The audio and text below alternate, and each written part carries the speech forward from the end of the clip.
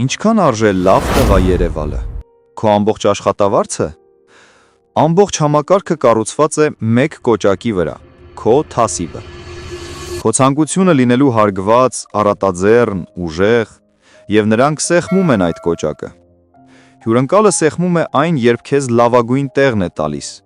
Մատուցողը սեղմում է այն, երբ ախպեր է անվանում քեզ։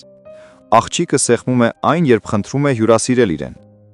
Եվ ամեն անգամ դա քեզանից փող է կորզում։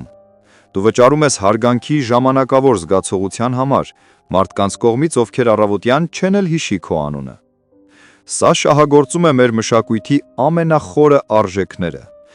Աղմկահարույց բացահայտումն այս է. դու կուռքի ես երկրպագում։ Այդ կուռքի անունն է լավ տղա։ Եվ այդ կուռքը, ինչպես բոլոր կուռքերը, պահանջում է զոհաբերություններ։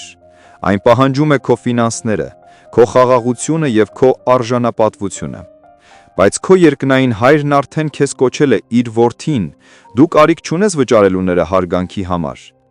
Նա իր որդուն տվեց քեզ համար,